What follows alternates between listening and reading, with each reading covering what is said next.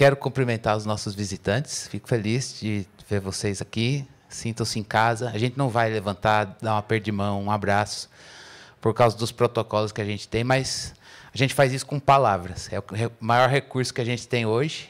Então, você é bem-vindo. Essa casa é casa de Deus. Você está em família. Você que está em casa também.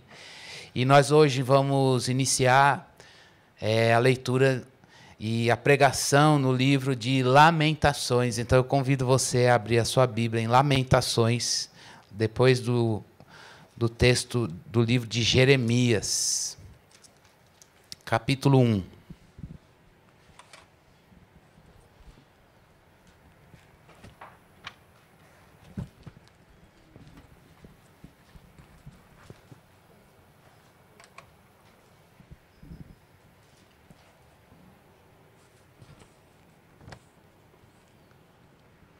Lamentações, capítulo 1, a gente vai lendo ao longo da nossa meditação. Eu queria começar fazendo algumas perguntas para o nosso coração nesta manhã. Se você já se sente ou já se sentiu desencorajado por alguma coisa na vida. Se você olha para a igreja local, a igreja de Jesus na face da terra, olha o erro dos homens, olha as coisas, e se você vê que a igreja está passando por um momento difícil.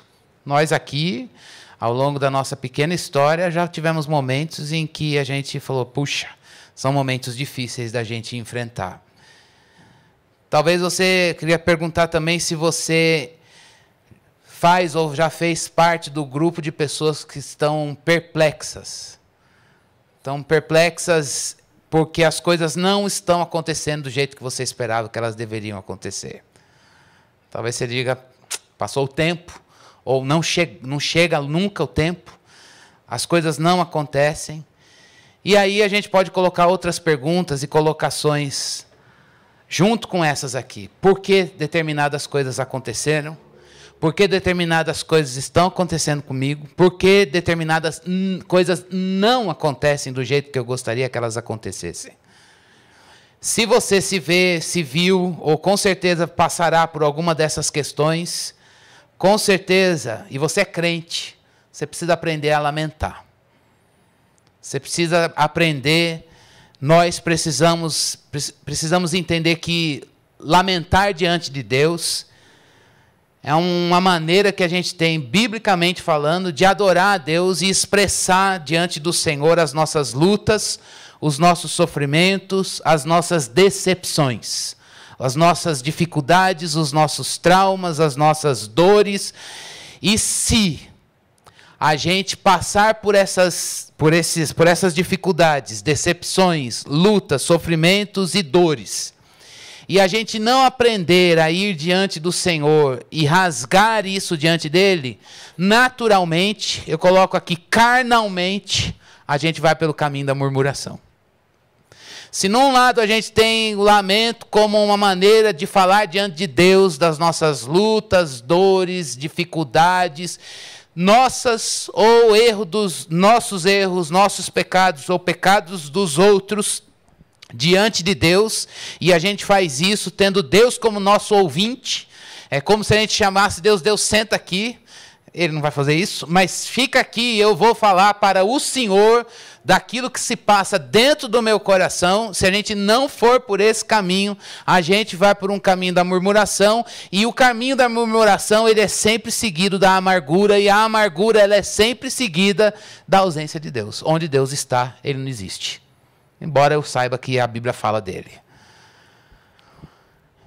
Quando a gente lamenta, isso não é uma coisa que eu inventei, nem da Igreja Batista Fonte Sicar, nem de teólogo algum ao longo da história. A gente vê os homens de Deus no passado chegando diante de Deus e passando por situações dificílimas e dizendo para ele, Senhor, está doendo, é difícil demais. A gente viu bastante disso no ano passado, quando a gente meditou nos livros dos Salmos, em alguns salmos, inclusive salmos de lamento. Mas não causa tanto impacto no nosso coração quando a gente se lembra que Jesus lamentou. que Jesus chegou diante de Deus no momento de maior sofrimento da vida dele e citou o Salmo 22 e disse, como Paulo citou agora no louvor, Deus meu, por que o Senhor me desamparou? Naquele momento, Jesus Cristo foi ao livro de oração do crente, que é os Salmos, e aquilo estava na memória dele, estava no coração dele, e ele recitou aquilo, porque aquilo dava conta do sofrimento que ele estava passando por amor a nós, como nós cantamos agora, foi por amor. Jesus lamentou diante de Deus, ele não optou pela murmuração, como fez o povo no deserto. Davi, que foi um grande compositor dos salmos, passou por inúmeras situações de traição, de perseguição. Perseguição do filho, gente. Perseguição do rei, antes do filho, quando ele ainda não era rei. Era o poderoso oprimindo o fraco. E qual era o recurso que ele tinha? Eu vou falar isso para Deus. Eu vou chorar aos pés do Senhor. É lá que eu vou encontrar norte para a vida. E o nosso Salvador, a mesma coisa, de uma maneira perfeita. Quando a gente lamenta, quando os homens bíblicos lamentam, quando o salmista lamenta, quando o autor do texto que a gente vai ler lamentou e registrou esse lamento, eles têm uma coisa, é algo que é presente em todo lamento, que tem que estar na minha vida e na tua vida. É Deus como ouvinte, Deus como destinatário. A pessoa que vai lamentar, ela diz, Deus, quem tem que me ouvir é o Senhor. Ó, eu estou irado fulano, eu quero matar ciclano, eu quero que aquela pessoa morra, mas eu não vou falar isso para ela. Eu não vou praticar essa justiça. Eu vou falar para o Senhor porque os teus olhos ou os teus ouvidos dão conta da dor que eu estou sentindo, porque só o Senhor sabe sondar coração.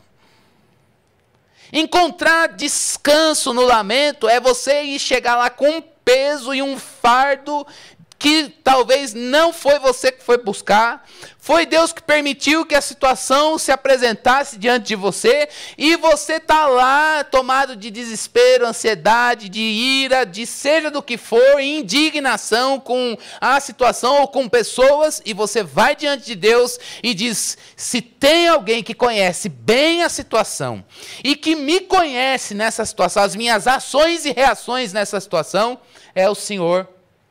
E eu vim expor. Então Deus é o destinatário. Ele fica feliz e isso faz toda a diferença. Eu vim falar para Deus. É bom falar com o irmão. É bom dividir fardo. É bíblico que a gente faça isso.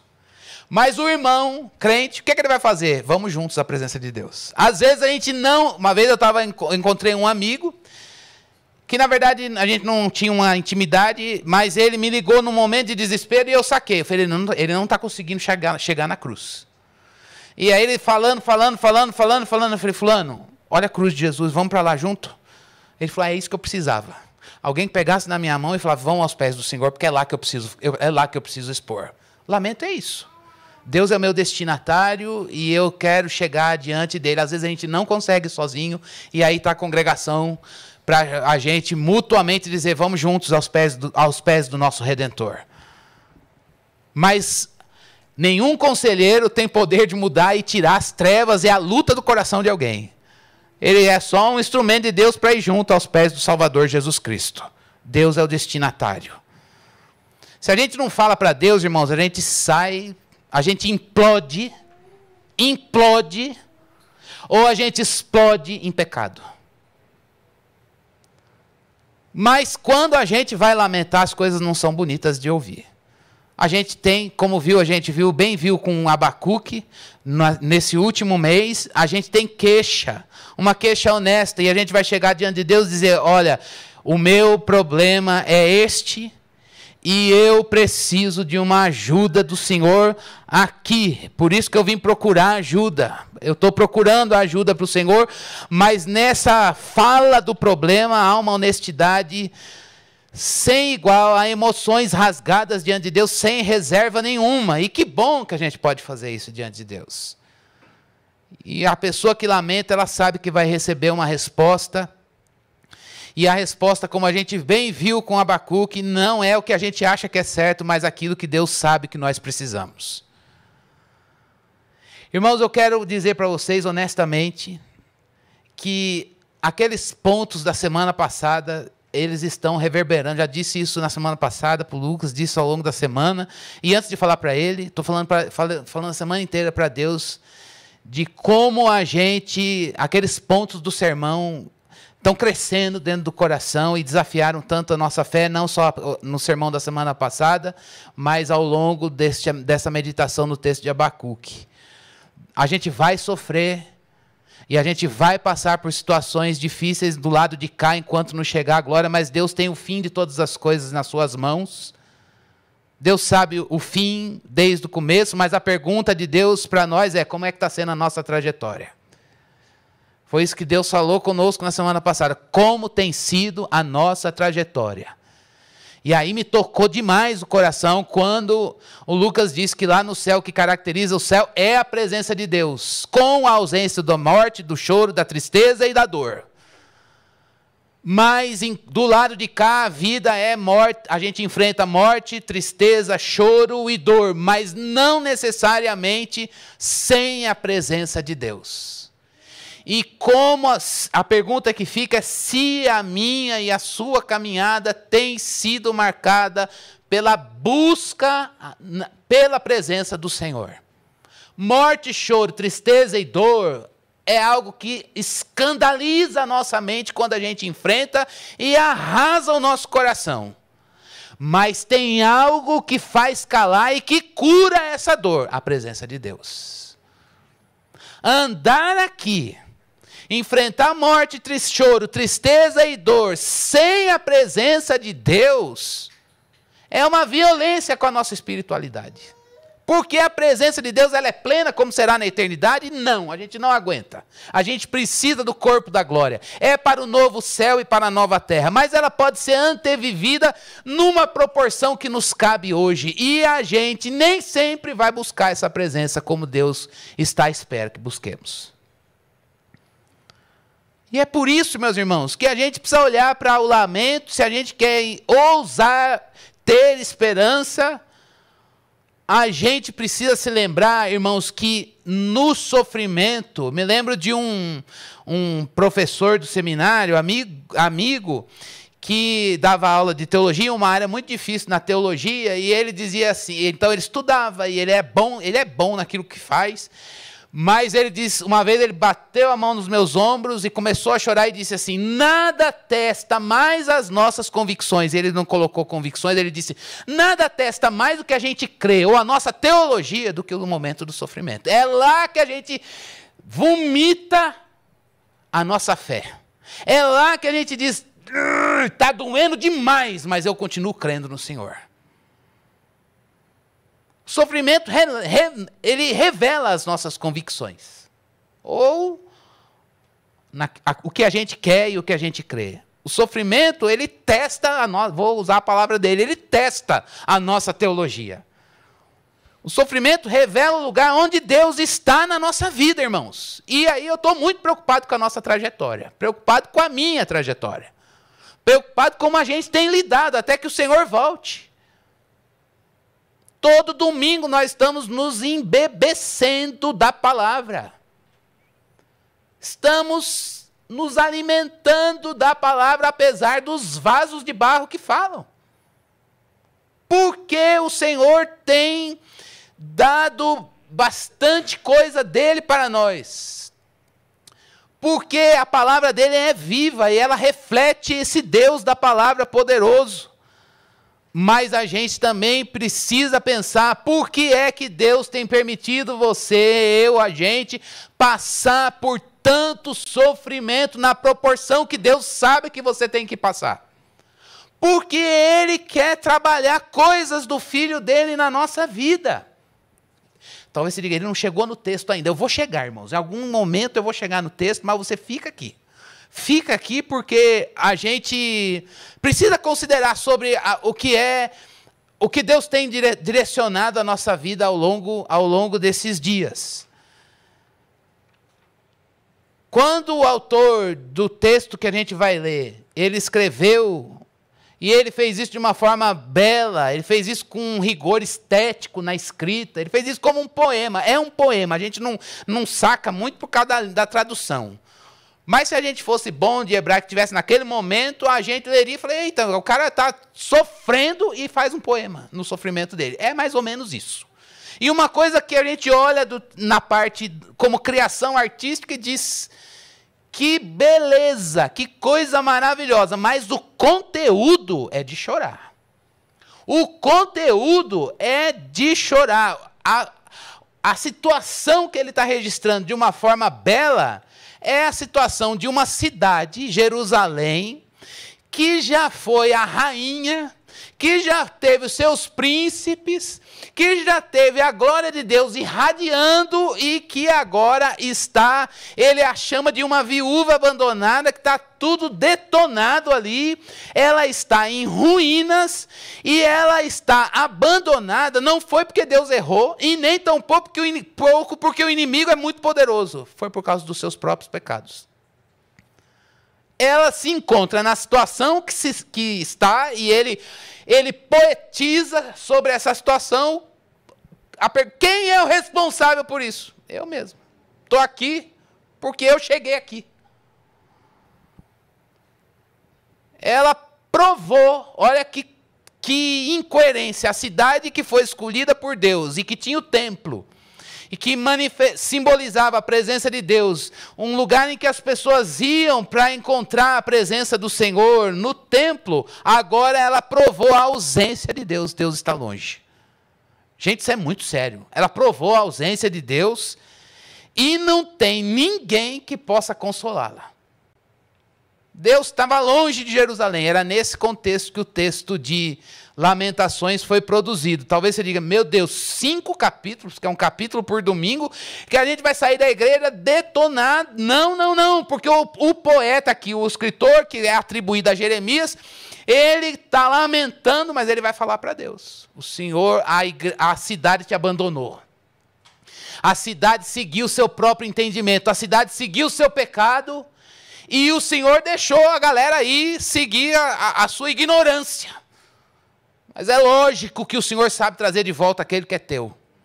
E aí ele vai orar ao Deus que fez ao vaso, aconteceu ao vaso por conta do vaso. Mas ele vai orar a Deus e lamentando a situação de ruínas daquela cidade. E aí, irmãos, antes da gente pensar as lições desse texto, eu quero que a gente pense, se eu e você, a lamentação faz parte da nossa vida de oração quando a gente sofre. Quando Deus coloca você em situações de aperto. Quando Deus coloca você em situações em que você diz, por que eu estou nessa situação agora?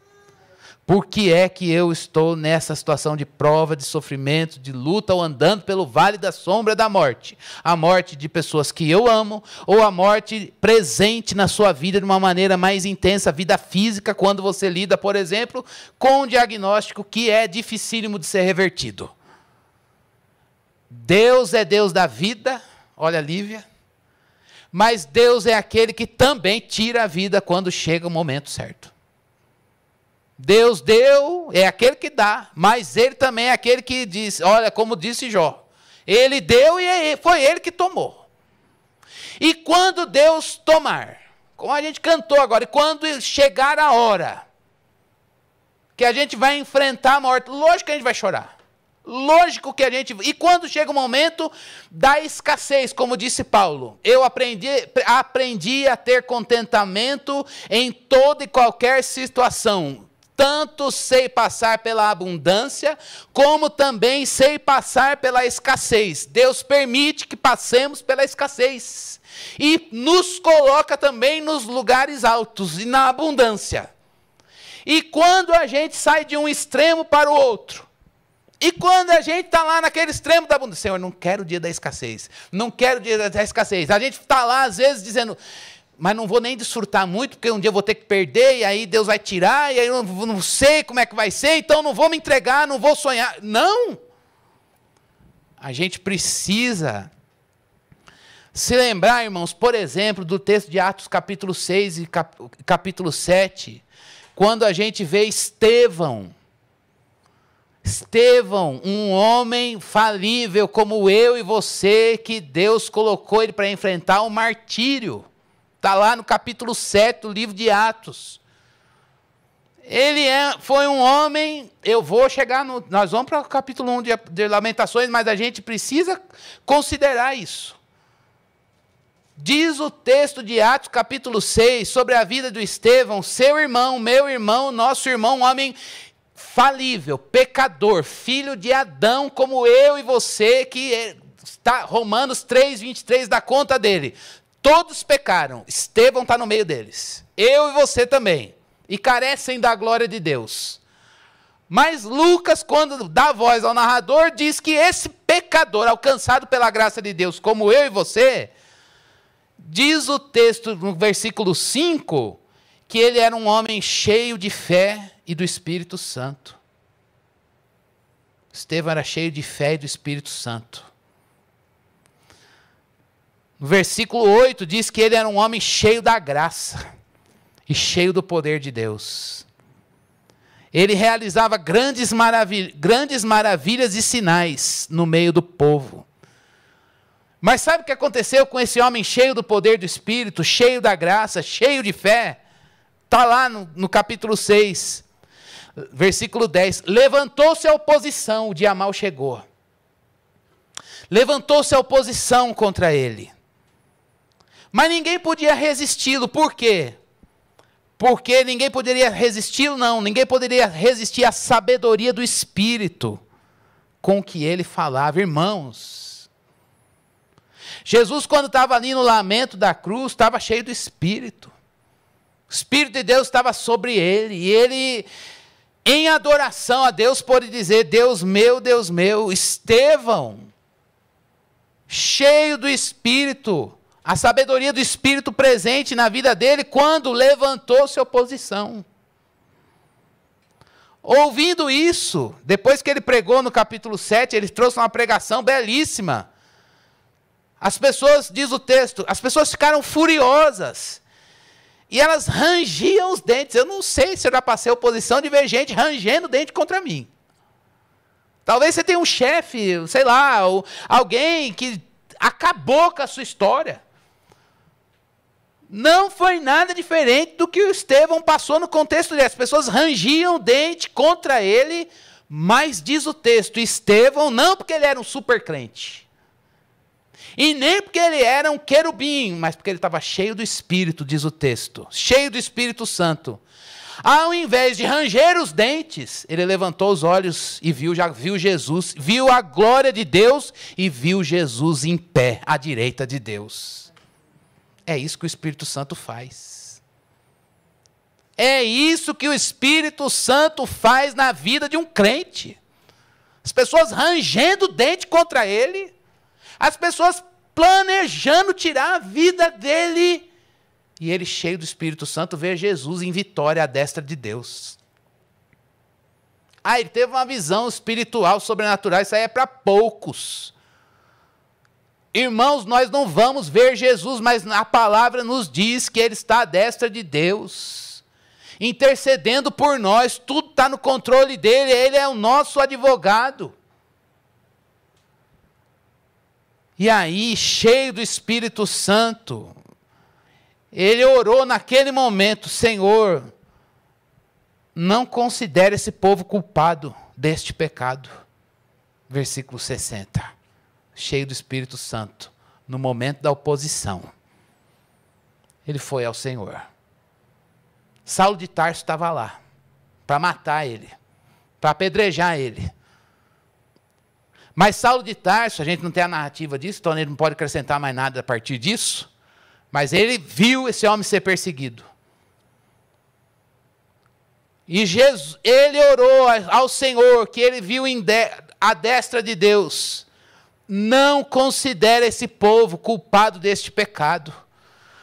2 capítulos à frente, no texto de Atos, a gente vê esse mesmo Jesus enfrentando, alcançando um dos perseguidores, Saulo de Tarso. Irmãos, Deus sabe o sofrimento que você passa, passou e vai passar, e que eu passo, passei e vou passar. Mas a sua vida e a minha vida, nossa vida não é maior que o Evangelho. A nossa vida não é maior que o Evangelho. A gente não está aqui hoje para dizer para o Senhor em lamento: Deus, o meu sofrimento sufocou a graça. O meu sofrimento sufocou a tua presença. O meu sofrimento sufocou a tua soberania. O sofrimento, ele invalidou o Evangelho. Não, o Evangelho é maior do que o seu sofrimento. O Evangelho é maior do que o meu sofrimento. E Deus usa, inclusive, o seu sofrimento e o meu sofrimento para fazer a gente parecido com o Filho dele. O propósito de Deus para você, o propósito de Deus para a minha vida, talvez você diga, não, o propósito de Deus para a minha vida é Ele abrir todas as portas, ou Ele abrir pelo menos uma que eu quero. Ele abre portas. E Ele também fecha a porta, mas o propósito dEle para mim e para você é fazer você e eu, nós dois, parecidos com o Filho dEle, Jesus Cristo. E Ele vai usar toda circunstância que eu passei, passo e passarei, que você passou, passa e passará, para formar o Filho dele na sua vida. E quando a gente entende isso, a gente diz, glória.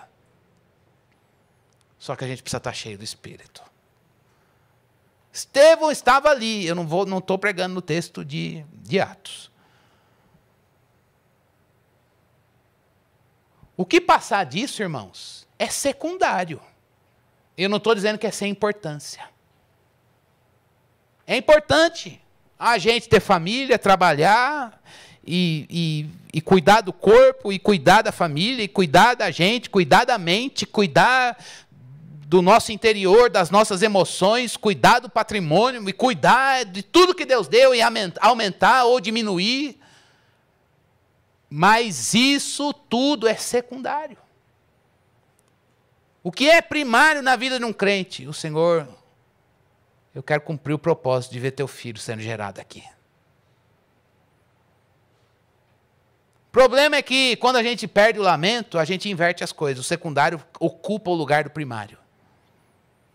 E quando o secundário ocupa o lugar do primário, irmãos, a gente não consegue entender o ensino de Deus, da palavra, nas circunstâncias da vida. E se a gente não consegue entender por que Deus colocou você nessa situação, e por que você está passando por essa prova, por essa situação difícil, a primeira coisa que a gente faz é dizer, chega de Deus. Mas nesta manhã, o Espírito de Deus quer encher a nossa vida. Para a gente lidar com as situações que Deus colocou, você e a mim, e dizer, olha, levantou-se a oposição, os homens estão rangendo o dente, mas eu quero ser cheio da graça, cheio do poder de Deus, cheio de fé e do Espírito Santo. Levantar os olhos e ver a glória de Deus. Levantar os olhos para o céu e ver Jesus, à direita de Deus.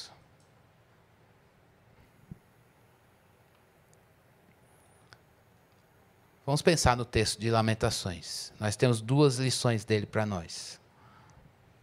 São 22 versículos no capítulo 1.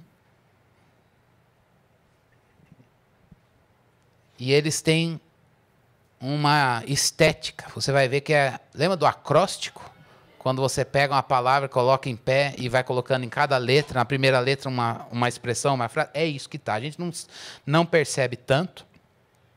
Mas você vai ver na tua Bíblia que tem um monte de palavrinha antes, Aleph, no versículo 2, Bet, no 3, Gimel, são as letras do alfabeto hebraico que vão se repetir nos 5 poemas, com exceção de um.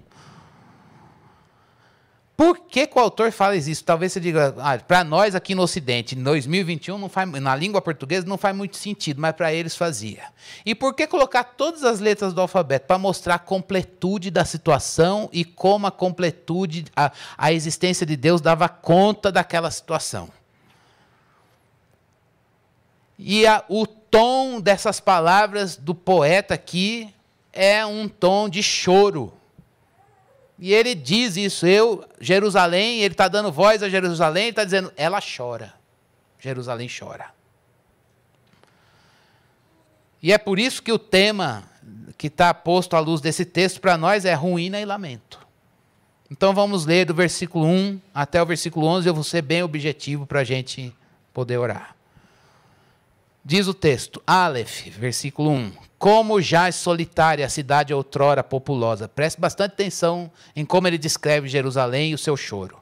Tornou-se como uma viúva, a que foi grande entre as nações. Princesa entre as províncias, ficou sujeita a trabalhos forçados. Chora amargamente de noite, e as lágrimas lhe correm pelo rosto. Entre todos os seus amantes, não tem quem a console.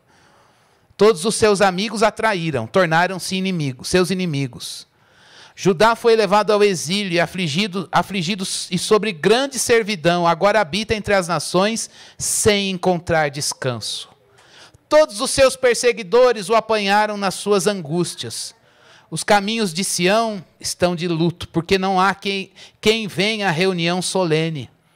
Todas as suas portas estão desertas, os seus sacerdotes vivem gemendo, as suas virgens estão tristes, e ela mesma se acha em amargura. Os seus adversários a dominam, os seus inimigos prosperam, porque o Senhor a afligiu por causa da multidão das suas transgressões. Os seus filhinhos tiveram de ir para o exílio na frente dos adversários. Da filha de Sião já se passou todo esplendor. Os seus príncipes ficaram sendo como corços que não acham pasta e caminham exaustos na frente do perseguidor. Agora que está aflita e andando sem rumo, Jerusalém se lembra de todas as coisas preciosas que teve nos tempos antigos. Ela se recorda de como o seu povo caiu nas mãos do adversário, sem que ninguém viesse socorrê-la, e de como os adversários viram e deram risada da sua queda. Jerusalém pecou gravemente, por isso se tornou repugnante. Todos os que a honravam agora a desprezam, porque viram a sua nudez, e ela também geme e se retira envergonhada. A sua impureza está nas suas saias.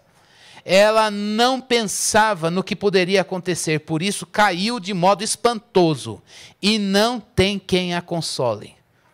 Vê, Senhor, a minha aflição, porque o inimigo se exalta. O adversário pôs a mão em todas as coisas preciosas dela. Ela viu as nações entrarem no seu santuário, e apesar de terem proibido que entrassem na sua congregação. E o último versículo que a gente vai ler agora, todo o seu povo anda gemendo à procura de pão. Trocaram as suas coisas preciosas por mantimento, para poderem restaurar as forças. E aí uma oração, vê, Senhor, e contempla, pois eu me tornei desprezível. Irmãos, que cenário de chorar. Lembra de Salomão, quando inaugurou o templo? Os sacerdotes não conseguiam ficar em pé, tamanha era a glória de Deus naquele lugar, na inauguração do templo, e agora, anos depois, o que é isso? Jerusalém é uma viúva, ela está abandonada, não tem quem cuide, os inimigos dão risada dela. Deus está longe, Deus foi-se. Uma expressão que a gente vê no Antigo Testamento, foi-se a glória de Deus. Deus não faz mais parte da vida de Jerusalém. Mas a gente tem uma lição, vamos pensar, esse choro amargo não é pelo que aconteceu, é por aquilo que ela se tornou. Abandonou Deus. Não tem mais reunião e ajuntamento. Lembra, ó, quão bom e quão suave é os irmãos vivendo em união. É como o óleo precioso que desce a barba de Arão. Salmo que a gente vê, o povo indo para Jerusalém para adoração. Isso não tem mais ajuntamento.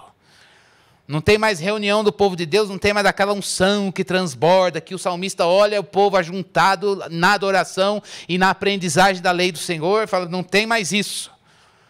Não tem mais o esplendor divino no templo, versículo 4. Teve rebeldia declarada, transgressão, a pior palavra para definir pecado. É o pecado deliberado, é o pecado assim, eu vou pecar mesmo. É o abandono consciente de Deus. Os príncipes da cidade agora vão na frente dos perseguidores, vão como se fosse animal de carga. Vai aí, faz o que eu estou mandando. O santo dos santos, lugar que ninguém podia chegar, só a linhagem sacerdotal, foi totalmente contaminado, detonado. Os inimigos entraram lá, não apenas pessoas que não podiam estar, colocaram outros deuses naquele lugar e levaram as coisas de lá para outro lugar. Mas no meio desse cenário deplorável, no versículo 9 e no versículo 11, o poeta chega diante de Deus e diz: vê, Senhor. Vê tudo isso. E aí, irmãos, eu quero trazer uma primeira lição para o seu coração e para o meu, para a gente poder deixar o Espírito de Deus trabalhar isso dentro de nós. Lamento, irmãos. É algo que o Espírito de Deus quer ensinar a gente para a gente saber verbalizar a nossa angústia diante de Deus. É dar vazão à dor do nosso coração diante do Senhor. Deus nos trouxe aqui nessa manhã, como Ele tem feito semana após semana, dia após dia, nas reuniões e após reuniões, para que a gente aprenda a chorar a nossa dor diante de Deus e dar vazão àquilo que está dentro de nós, diante do Senhor. E eu ouso dizer que a igreja de Jesus, na nossa geração, tem perdido a capacidade de chorar pecado, dor, ou celebrar e render gratidão diante do Senhor. E aí eu quero, não posso falar isso pelo pregador da semana passada, mas eu, por minha conta e risco, assumo isso, porque a gente tem andado com o tanque vazio, e a nossa trajetória, às vezes, ela é a parte da presença do Senhor. Quando, na verdade, no momento de dor, no momento de morte, no momento de dificuldade, de sofrimento que Deus soberanamente coloca a gente não desfruta a presença de Deus celestial, a presença do Senhor que diz: Deus, socorro, eu estou passando por coisas horríveis, a minha vida está em ruínas, mas eu ainda posso chegar diante do Senhor e dizer: vê, Senhor. Deus vê, e Ele tem consciência disso, Ele sabe muito bem do pecado dele. O poeta aqui sabe do pecado do povo, mas ele tem tanta certeza, também tem uma certeza: Deus me vê. E eu posso chegar diante dele por causa da graça dele e dizer: vê, Senhor.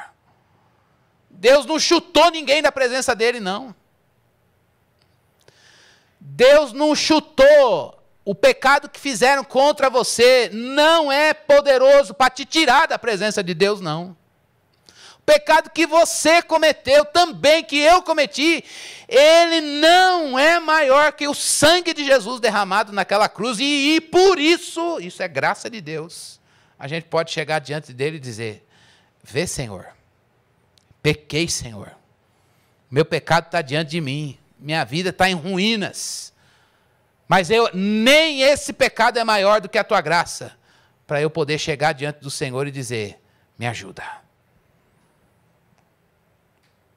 Irmãos, a gente precisa aprender a lamentar. A gente precisa aprender a passar pelo sofrimento diante de Deus. A gente precisa aprender, eu não estou falando isso de uma maneira seca, estou falando de uma maneira amorosa e gritando na minha alma, para que a gente se dê a mão e corra aos pés do Senhor e a gente possa chegar diante dele e dizer: ai. A igreja é um lugar de pessoas que gemem, que choram as suas dores, mas tem um prazer e um caminho inegociável: eu não vou passar por esse sofrimento à parte da presença de Deus. Isso é suicídio com a nossa vida espiritual.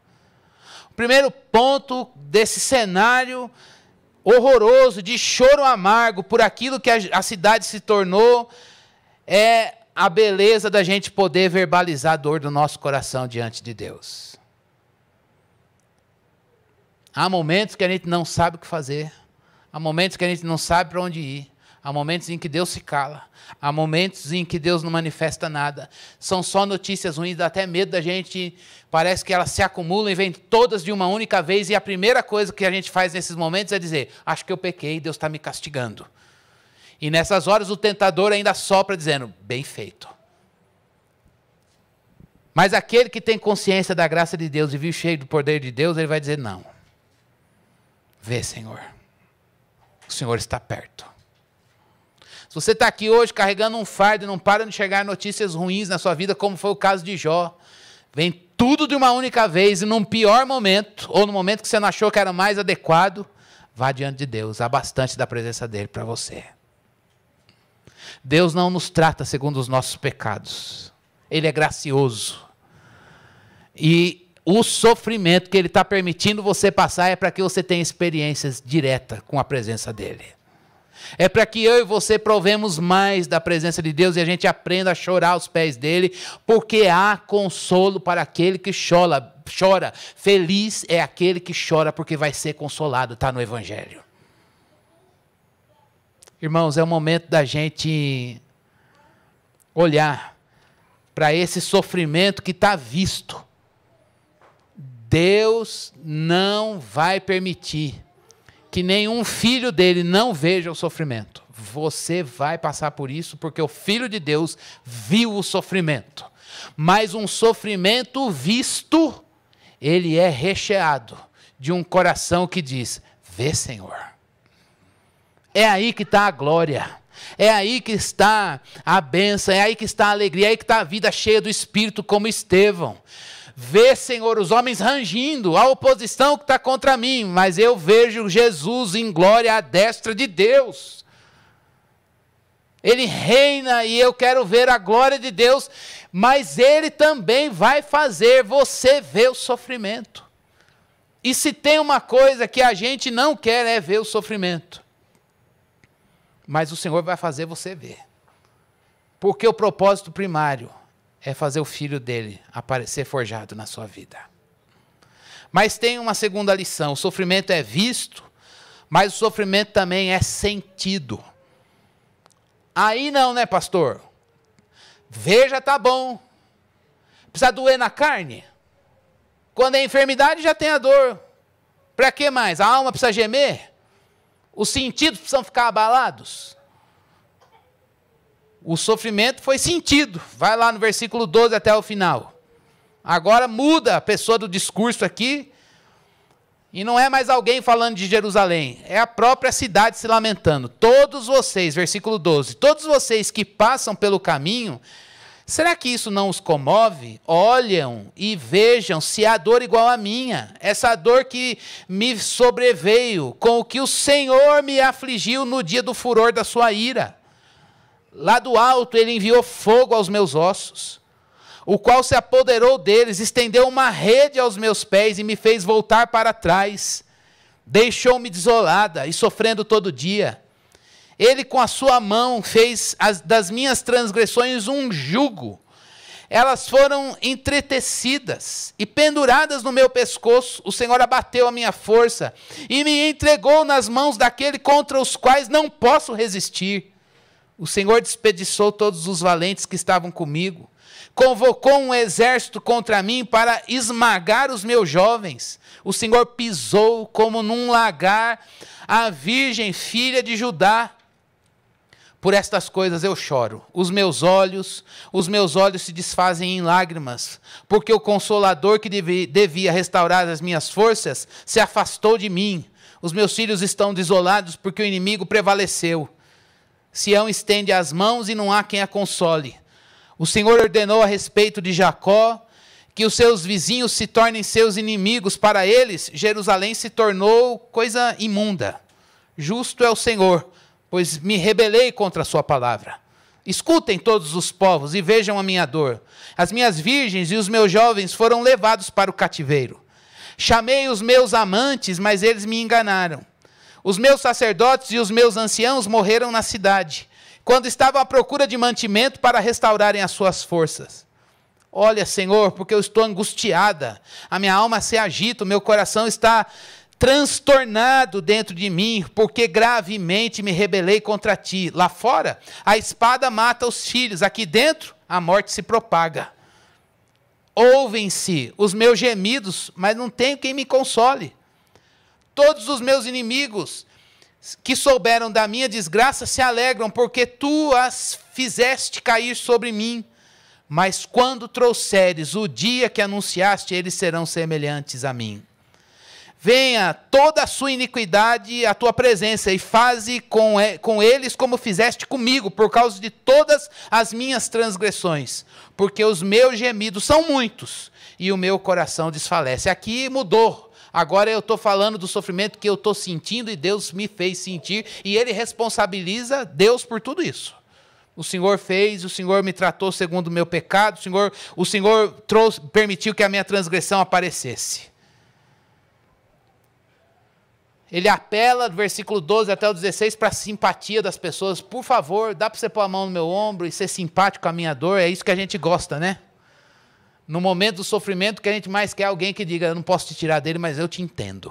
E é verdade. Nem isso essa pessoa teve. Não tinha ninguém para pôr a mão no ombro, a cidade não tinha ninguém para pôr a mão no ombro e dizer, eu entendo o que está acontecendo com você, eu já passei por essa. Não havia identificação. Se sentia esmagado pela sua própria tristeza. Está lá no versículo 17. Mas fez confissão diante do Senhor. Eu pequei. Eu pequei. E aí do versículo 20 em diante, chega diante de Deus e faz um apelo para Ele. Por favor, Deus, intervém. Na primeira parte, a palavra de Deus mostra que a gente passa pelo lamento, mas chega diante de Deus e diz, vê, Senhor. E agora a gente vê, novamente, na segunda parte, o sofrimento sendo sentido nas entranhas. Está falando, lá fora está assim, mas aqui dentro está tudo em ruínas. E aí chega diante de Deus, o crente chega diante de Deus e diz, Senhor, intervém. E aí, irmãos, a segunda lição, eu quero que você preste bastante atenção aqui para a gente encerrar. Talvez você esteja aqui, olhando para a sua vida, ou em algum momento da tua vida espiritual e do teu ministério, ou da tua família, do teu casamento, do teu relacionamento com Deus, e você só olha em ruínas. E você só olha as coisas dizendo, isso aqui não vai, é a imagem de ossos secos, isso aqui não vai voltar a viver. O que já foi um dia e olhar o que é hoje é o momento de dizer, não tem salvação. Mas essa segunda parte desse texto, da palavra de Deus, mostra que aqui tem alguém que está no meio das ruínas, mas ainda vive. A atmosfera é todinha de morte. A atmosfera de Jerusalém é todinha de abandono. É todinha dizendo assim, já era, meu. E pega, dá um jeito aí nessa situação, ou como disse aquela mulher, amaldiçoa teu Deus e morre. Mas não. As ruínas de Jerusalém, elas não definiram essa oração. Elas estão lá, elas são reais, verdadeiras e elas pregam. Mas também ainda tem vida lá. Tem alguém orando para que Deus intervenha. O que eu quero dizer é que o lamento, irmãos, não é uma certidão de morte. Não é uma declaração que você morreu. Lamento não é uma declaração, ó, acabou. Para de ter esperança. Lamentar não é dizer, Deus, e agora? Como eu faço para pôr um ponto final na minha vida? Lamentar é dizer, Deus, está tudo sem controle, está tudo detonado. Mas essa situação não é uma certidão de óbito. Mas é a expressão de alguém que ainda vive clamando por Deus. E Deus ouve. Irmãos, quando eu fico pensando nisso, não tem abismo que você se encontre, o abismo que essa cidade estava, mas tinha um crente lá que ainda vivia, tinham crentes lá que foram levados para o cativeiro que ainda viviam. E mesmo na vida, no meio das ruínas, eles puderam clamar a intervenção divina. E é o que eu posso, devo, e é o que lamentar significa para nós. Você não morreu, não. Seu ministério não morreu, não. A igreja de Jesus Cristo não está morta, não.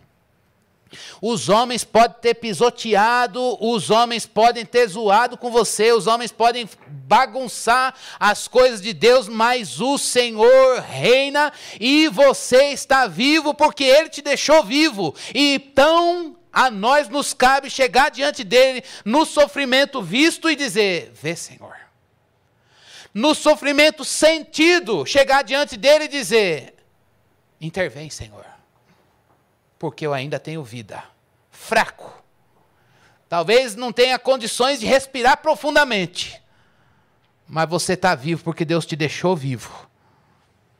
Jeremias esteve lá no seu ministério vendo tudo aquilo que Deus lhe permitiu ver. E Deus sustentou a vida dele para que ele pudesse lamentar diante de Deus. Jesus, no momento da dor intensa, estava vivo para chegar diante de Deus e dizer: eu posso lamentar. Deus meu, Deus meu. Você está vivo no sofrimento. E aí eu volto a dizer que a sua vida não é maior do que o Evangelho. O seu sofrimento não é maior do que o Evangelho de Cristo Jesus. O Evangelho de Cristo Jesus, apesar de tudo que eu passei na vida, de tudo que você passou na vida, ele se sobrepõe à nossa história. Então a gente precisa hoje chegar honestamente no sofrimento diante de Deus e dizer: Senhor, eu não quero um coração, por exemplo, no momento do sofrimento, o coração de Estevão que a gente viu não foi um coração de dizendo: mata esses caras, Deus. Eu estou com raiva, eu estou com uma mágoa muito grande deles e eles vão pagar por tudo isso. Não, Deus perdoa. Estão rangendo os dentes contra mim, mas o teu evangelho é maior do que essa história que eu estou passando. Irmãos, a gente precisa chegar honestamente diante de Deus e dizer: eu não quero mais narrativas concorrendo com o Evangelho na minha vida. O Evangelho, a gente já fez isso daqui, não sei se foi em 2017, 18, 19, a nossa vida transformada pela grande história.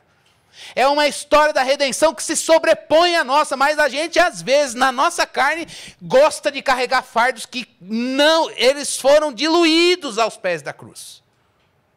Sofrimentos que a gente não consegue entender, que foram usados por Deus com um propósito primário, que é forjar o Filho dele na nossa vida. E a gente vai carregando e tentando conjugar coisas irreconciliáveis. Se você quer ter esperança no Evangelho de Cristo Jesus, ousar ter esperança, talvez você esteja numa situação de respirando por aparelhos, mas tem vida.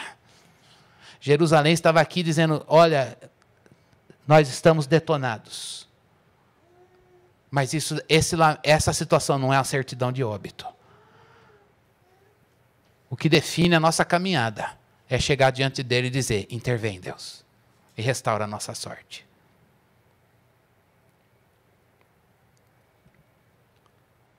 Irmãos, eu vou terminar não com texto bíblico, mas citando um texto de um homem chamado Álvaro de Campos, que na verdade ele não existiu, mas um autor deu o nome para ele. Ele diz assim: olha, presta bastante atenção. Fiz de mim o que eu não soube, e o que eu podia fazer de mim, não fiz. O dominó que eu vesti, dominó, efeito dominó, sabe? Eu me vesti de dominó e pluf. O dominó que vesti, eu vesti errado. As pessoas me conheceram logo por aquilo que eu não era. E aí eu me perdi. Quando eu quis tirar a máscara, ela estava apegada à minha cara. E quando eu a tirei, me vi num espelho. E eu já tinha envelhecido. O tempo passou. Esse tempo passou, sou eu que estou interpretando. Eu estava bêbado. Já não sabia vestir nem o dominó que eu tinha tirado. Eu deitei fora a máscara e dormi lá no vestiário. Como um cão tolerado pelo gerente, pela gerência, porque é inofensivo. E aí segue a história. Irmãos, a gente precisa pensar que às vezes, quando a gente não tem uma vida na presença de Deus, uma trajetória, e a gente vai conjugando as coisas, e não vai entendendo o nosso sofrimento aos pés da cruz, na presença do Senhor, a gente vai vestindo dominó. E ele vai virando uma máscara, e o tempo vai passando. E quando a gente tira ela, a gente diz, o tempo passou e eu envelheci. E eu passei a vida com uma coisa que eu não era. O que você é o Evangelho de Cristo Jesus. O propósito primário de Deus é fazer o Filho dele em você. É forjar o Filho dele na nossa vida. Só que o Satanás, ele vive oferecendo máscaras para nós. E a gente pega emprestado e vai pondo na cara e tenta fazer a nossa vida virar nessas máscaras. E quando a gente se dá conta, o Evangelho tira essas máscaras, a gente olha e fala, Deus, o tempo passou e eu envelheci. Eu não consigo mais usar isso. Era assim que Jerusalém estava, mas nesse momento ela orou. Deus vê. Deus intervém. E Deus ouviu essa oração. A glória da segunda casa foi maior do que a primeira. Deus restaurou a sorte de Jerusalém. Houve esperança. A esperança foi o Senhor. Não vai ser diferente para mim e para você. Sua vida não é maior que o Evangelho. O Evangelho é maior do que nós. No acampamento de 2016, o pastor Ricardo Bitum trouxe uma palavra de volte a dançar com a Trindade. E ele disse, essa dança não é a sua dança e nem a dança da igreja, mas é a dança do Filho. Gira em torno dele. É nele que a gente dança. O que Deus está fazendo nesse momento de lamento é para de dançar, só dança. Sai dos teus pés e vamos dançar a dança do Filho, que foi obediente até a morte, morte de cruz. E que naquele momento de agonia disse, Deus meu, por que o Senhor me desamparou? Jerusalém aqui pôde dizer também, olham e vejam se há dor igual a minha, essa dor que me sobreveio com que o Senhor me afligiu no dia do furor da sua ira. Teve uma dor maior que essa, foi a dor do Filho de Deus por amor a mim e a você naquela cruz. Todos nós, os homens da época, ignoraram Jesus, o desprezaram, olharam para ele como um homem de dores e desprezível. Não viram beleza nenhuma. O profeta disse e isso aconteceu. Ninguém viu beleza nenhuma naquela cruz. Mas ele enfrentou, por amor a mim e a você, para que hoje a gente pudesse viver diante de Deus, na presença dele. Eu desejo me unir a vocês para que a gente busque uma vida cheia do Espírito Santo, como Estevão, que passou pelo sofrimento, mas viu o céu aberto. Você não vai ver o céu aberto e ver Jesus numa visão espiritual. Se ele quiser dar, ele vai dar para poucos, com um propósito muito bem delineado, e ele pode fazer isso no campo do sobrenatural. Mas pela fé na palavra, a gente sabe que Jesus está à destra de Deus e tem todas as coisas em suas mãos. E hoje é o momento de a gente dizer, o seu sofrimento, de ontem, de hoje, de amanhã, não escapou da soberania de Deus. Agora eu quero saber por que ele me passou, para forjar o Filho dele em você. Por que ele deixou passar? Porque ele quer usar isso para forjar o Filho dele em você. Vamos aos pés dele. E buscar uma vida cheia do Espírito. Para que a nossa trajetória de lamento na vida cristã seja vista na presença de Deus. Irmão, sua ruína não é uma certidão de óbito. Ainda tem vida aí. Ainda tem vida aí. Pastor, eu não sou crente como eu já fui. Ainda tem vida aí. Pastor, eu não sirvo mais a Deus como eu já servi. Ainda tem vida aí. Pastor, eu não consigo mais viver a vida cristã como eu já vivi. Ainda tem vida aí. E é preciso que a gente leve Deus a sério e diga diante dele, sou fraco, sem forças alguma, mas eu vim dizer, vê Deus, intervém Deus. Vamos orar. A gente vai orar e depois a gente já vai encerrar. Tá bom? Muito obrigado, Senhor.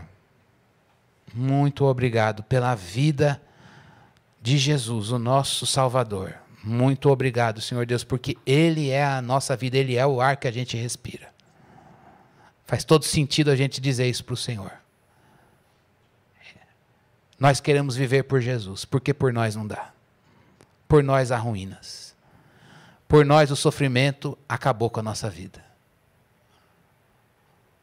Nesta manhã eu quero me unir aos meus irmãos e entregar fardos difíceis de carregar aos pés da cruz, de uma vez por todas.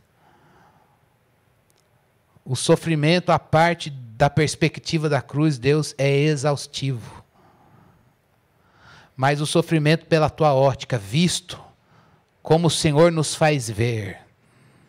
O sofrimento sentido como o Senhor permite que nós sintamos. Ele não é a parte do Senhor. Esse sofrimento, Deus, ele nos faz chegar diante do Senhor e dizer, o Senhor está vendo. Eu vi porque o Senhor mostrou, mas o Senhor também viu. O Senhor sabe. Ó Deus, nosso irmão, escritor desse texto, Senhor Deus, ele disse, vê, Senhor. Porque ele sabia que o Senhor tudo sonda. Porque ele sabia que o Senhor tudo conhece. E nós queremos, Senhor Deus, uma vida, uma trajetória que a gente não quer chegar lá no último dia, na glória eterna, e a gente vai chegar lá pelos méritos de Jesus e a graça de Deus, mas a gente quer chegar lá dizendo, essa presença plena que a gente está sentindo, desfrutando e vivendo agora, foi antevivida ao longo da nossa caminhada de peregrinação na terra. Ó Deus, reforma a nossa vida espiritual, Senhor. Como Estevão, nós queremos ser homens cheios do Espírito, crentes cheios do Espírito, cheio da graça, cheio de fé, cheio do Espírito Santo, cheio do poder para olhar os homens rangerem os dentes contra nós, ver a oposição se levantar, diagnósticos horrorosos aparecerem diante de nós, pessoas que amamos serem tiradas pela tua mão soberana no momento de dor geral ou no momento muito particular das nossas famílias, Senhor Deus, em tudo isso que nós pedimos ao Senhor é atrai-nos para a tua presença. Atrai-nos para a tua presença. Nós queremos aprender a chorar as nossas dores diante do Senhor. Isso é o Senhor que provoca dentro de nós. Nem nos orgulhar de orar a gente pode, Senhor Deus. É o Senhor que nos atrai para a tua presença. Faz isso, Senhor Deus, na minha vida, na vida dos meus irmãos. Ensina a gente a ir, ó Deus, na tua presença no momento da dor e dizer, é uma dor intensa, ela está sendo vista e sentida, mas na proporção desta dor e muito maior eu provei a presença de Deus e a alegria de expor a Ele a minha dor, de chorar as iras, as mágoas, as tristezas, ó Deus, o rancor, Senhor Deus, a falta de resposta, ó Deus, as coisas horríveis que o Senhor permitiu a gente passar, mas também olhar tudo isso vendo Cristo. E entendendo, Senhor Deus, que o Senhor pode usar tudo isso para glorificar a obra do Teu Filho na nossa vida e forjar em nós o caráter dEle pelo poder do Espírito Santo, Senhor. Ó Deus, não permita que a gente seja murmurador, ou, Senhor Deus, a gente passe a vida na peregrinação, nessa vida de deserto, ó Deus, não desfrutando da Tua presença. Como Moisés, Senhor Deus, ele disse honesta, se a tua presença não vai conosco, não nos faça subir daqui. É o que dizemos ao Senhor neste dia, se andar aqui, rodar nesta vida, ó Deus, quilometragens no sofrimento, sem a tua presença, não, Deus.